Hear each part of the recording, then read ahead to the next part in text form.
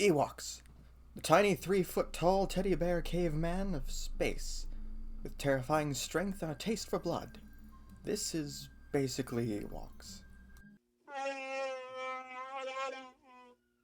Ewoks, also known as mini bears, to some people in the galaxy, yes, that's a real thing, are native to the forest moon of Endor, where they share their planet with 4 other sentient species: the Yuzum, the Duloc,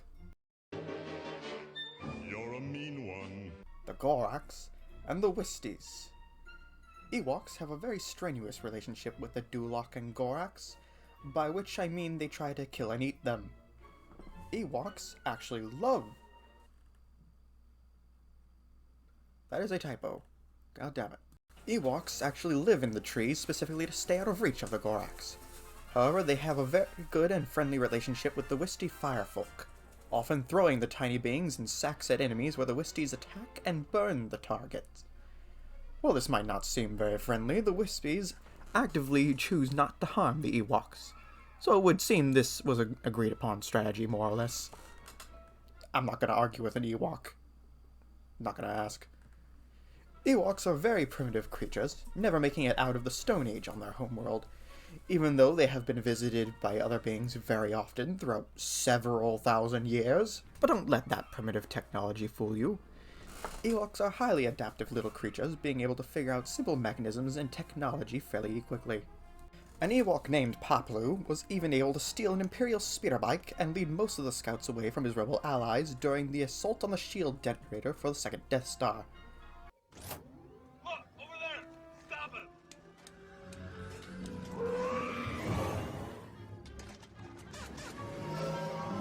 And he didn't even die in the process. Good for him. Something trained speeder bike riders have been known to do, especially in the Empire.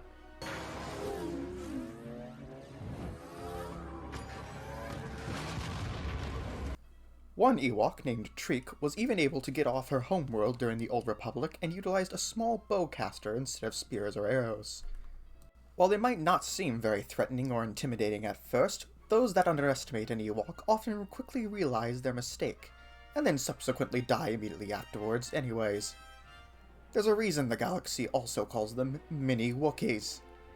Ewoks are unexpectedly strong for their stature, being able to overpower adult human males twice their size.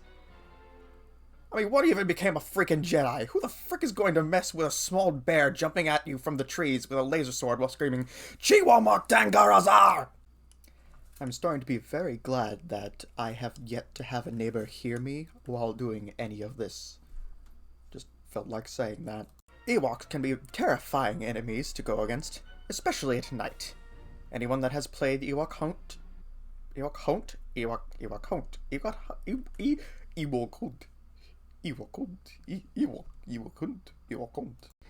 that has played the Ewok Hunt game mode in Battlefront 2 knows exactly what I mean. Ewoks can see in the dark, set up ambushes, arm simple traps, and are extremely silent.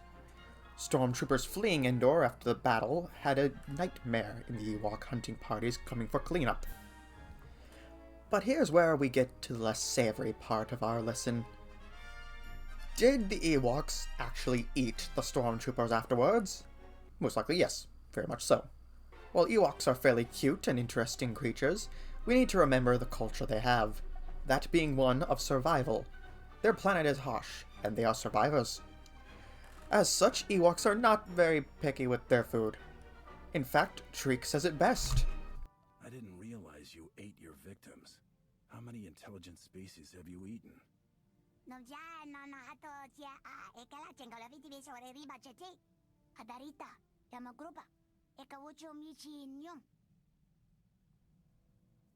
Your barks and growls don't translate sarcasm very well. If this is a prank, you better say so.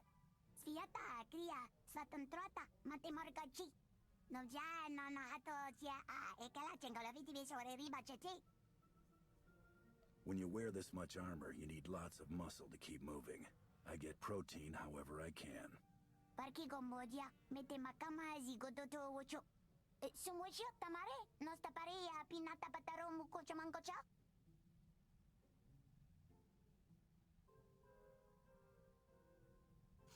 Ewoks will eat anything they can because they believe it is wasteful to refuse to do so. They don't see it as unethical or cruel, but as a means of survival. Survival. Just how they live. They don't want to die. Why would they want to die? They won't live. Come on, man. However, Ewoks can be at least a little forgiven for this, as they have been known to be hunted and used for food themselves in the galaxy, in particular in Ewok jerky sold in some Outer Rim restaurants. So I suppose they're kind of even on this front. Good for you, Ewoks. You have the moral high ground here. For now. Besides, who can stay mad at those faces? Ewoks actually have very strong relations to each other, so they can't resist it either. Who can blame them? They're teddy bears. Very giant, deadly teddy bears. Terrifying, giant, deadly teddy bears. Ewoks have a very tightly knit family order. Unmarried men stay near the village to help and are brought gifts by unmarried women to show the village misses them and hopes they'll come back soon. When a man decides, "Screw this, I'm tired of being lonely," he builds a hut in the village and picks from any of the free women. However, she reserves the right to decline him or his hut he built to raise their children. So I guess they have an Ewoks women's right movement or something. Speaking of the walklings, yes, the Ewoks actually call them walklings. Imagine if we called babies humanlings for a second. It's weird. I don't like it. It's gross. The village as a collective fawn over and raise walklings, teaching them stories and legends of the tribe, being very spiritual and religious people. Once a walkling becomes a full-grown Ewok, they hold the Festival of the Hoods, which might sound like some sort of fantasy wizard cult or something, but is more like a bar mitzvah for Ewoks. In fact, Ewoks are very social and celebration inclined. They have their own freaking Ewok Olympics, where young Ewoks do very dangerous sports, such as leaping from the top of their giant trees. You know, I'm starting to see why people think Ewoks are dumb.